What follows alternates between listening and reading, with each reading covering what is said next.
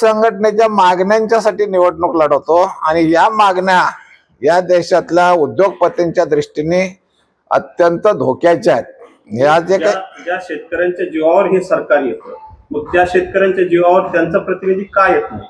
याचं कारणच सांगतो की शेतकऱ्यांचे प्रतिनिधी म्हणून जे आम्ही निवडणुका लढवतोय यापेक्षा वेगळे लोक हे दाखवतात असं की आम्हीच शेतकरी प्रतिनिधी आहोत आणि या देशातले उद्योगपती ज्यांना आमचा कच्चा माल स्वस्त घ्यायचा आहे, मजूर स्वस्त घ्यायचे आहेत, ते या राजकीय पक्षांना पैसा पुरवतात आणि उद्योगपतींची आणि राजकीय पक्षांची ही जी युती आहे ही युती आम्हाला पराभूत करते, हे स्पष्ट आहे। शेतकरी स्वयंस्फूर्तीने मतदान करत नाही, लोक नेत्यांच्या म्हणण्यावर मतदान करतो असं आहे?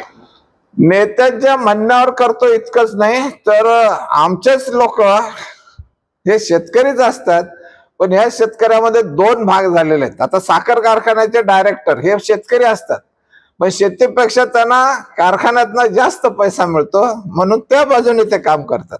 आज सूतगिरणीवाले शेतकरीच असतात, पण ते आमच्या कापसासाठी भांडत नाही, ते कापड गिरणीवाल्यासाठी भांडतात। दूध संघ काढणारे हे शेतकरीच आहेत, परंतु दूध उत्पादकासाठी ते भांडत नाही, ते त्यांचं मलिदा खाणारे मलई खाणारे लोक आहेत त्यांच्यासाठी ते भांडतात। हा आता स्पष्ट फरक दिसायला लागलेला आहे। बाजार समितीमध्ये कोण संचालक आहेत? बाजार समितीच्या कायद्याप्रमाणे आधारभूत किंमत आम्हाला मिळायला पाहिजे, परंतु मिळत नाही। जे बाजार समिती करत नाही तिथल्या व्यापाऱ्यावर कायदेशीर कारवाई व्हायला पाहिजे।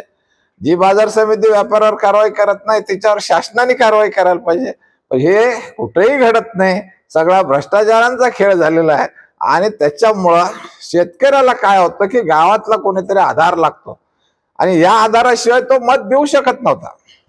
आता आमचं एक चांगलं काम झालेलं, आम्ही जे या पक्षाच्या मागे आहोत ते गावोगाव 10-20 तरी सैनिक आहेत की जे सैनिक पुढाऱ्यांनी डोळे वटरले तरी गप्प बसणार नाहीत, ते काही आपला उद्योग म्हणजे यांना घाबरणार नाहीत आणि असे ठाम उभे राहणारे 10-5 कार्यकर्ते मिळाले तर लाखोच्या संख्येने शेतकरी त्यांच्या मागे उभे राहणार आहेत। किती माजी सैनिक आहेत तुमच्यासोबत आणि कोणती आघाडी आहे सध्या?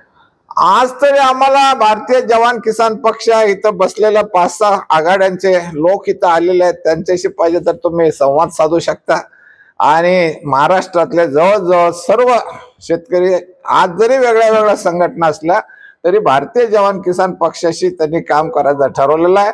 मी गेले 10 दिवस साताऱ्यापासून सगळ्या ठिकाणी आम्ही प्रमुख सैनिकांच्या बैठका आणि शेतकऱ्यांच्या बैठका घेतोय, त्याच्यामध्ये सर्व वेगळ्या वेगळ्या संघटनांचे प्रतिनिधी भेटतात, पण त्यांनी शेतकरी म्हणून आम्ही सगळे एक येणार आहोत आणि तुम्ही जी काही भूमिका म्हणजे शेतकरी संघटनेने जी भूमिका घेतली ती भूमिका सर्व संघटनांना अत्यंत भावलेली आहे, योग्य वाटते आणि प्रत्येक जण आम्हाला मदत करायला तयार झालेला आहे।